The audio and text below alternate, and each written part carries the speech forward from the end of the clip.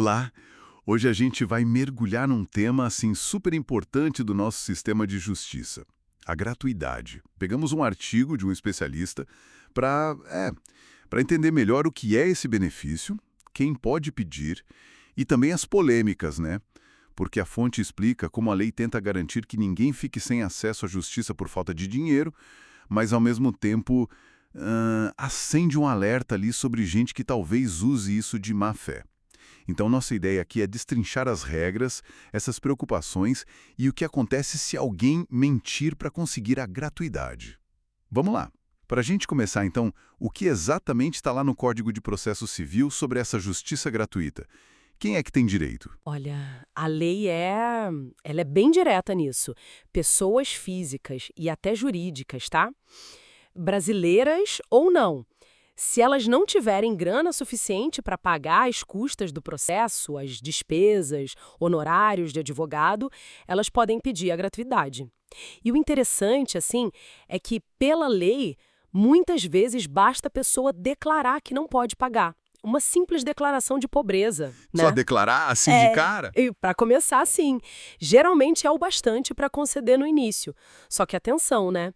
Isso é o que a gente chama de presunção relativa. Ah, relativa. Quer dizer que não é certeza absoluta, pode ser questionada. Exato. Pode ser derrubada, sim, se aparecer alguma prova de que a pessoa, na verdade, tem condições, sabe? A outra parte no processo pode apontar isso, ou até o próprio juiz pode enguixilhar melhor. Entendi.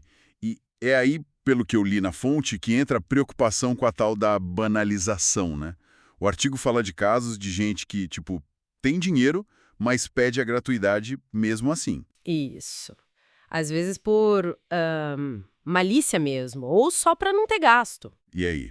Se a pessoa mente na declaração, o que acontece? Tem consequência? Ah, tem sim, e pode ser bem sério, viu? Quem mente age de má-fé comprovada pode levar uma multa de até 10 vezes o valor das custas que deveria pagar. É pesado. 10 vezes? Nossa. Pois é, e o artigo levanta outro ponto bem crucial.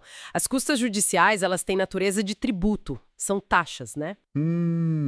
Tributo. Isso. Aí, conectando as coisas, né, a análise que a fonte faz é que se a pessoa mente para não pagar essa taxa, isso poderia, quem sabe, até ser visto como crime contra a ordem tributária. Uau.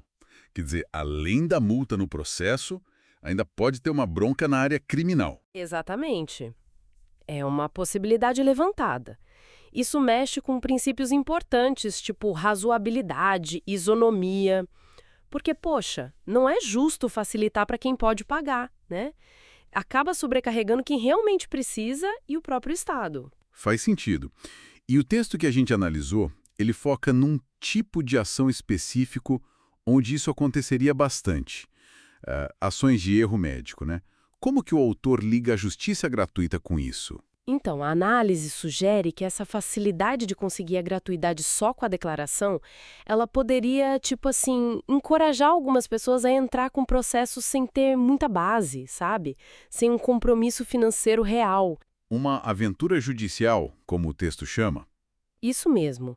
O objetivo nesses casos talvez fosse tentar ganhar um dinheiro fácil, sem risco, porque, né, não tem custo para começar o processo, não tem medo de pagar um honorário para o advogado da outra parte se perder. E nem as perícias, imagino, que em caso médico devem ser caras. Exatamente, nem as perícias, se pedir a gratuidade para elas também. E aí a gente tem que pensar no impacto disso para quem está sendo processado, né? O médico, o hospital.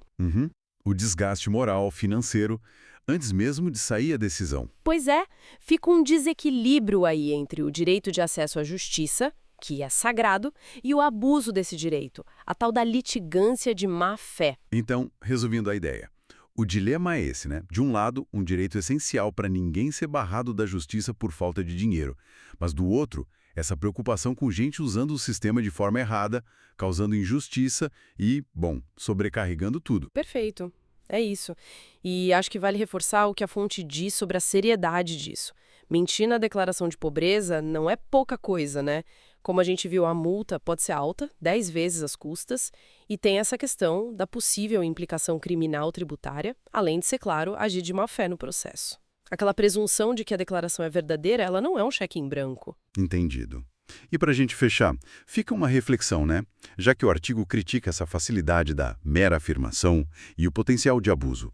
Que outros jeitos talvez a gente poderia pensar para garantir que a justiça gratuita chegue em quem realmente precisa, sem criar barreiras enormes para quem tem o direito legítimo e sem depender só de alguém contestar depois ou do juiz desconfiar? Uma questão para pensar, né?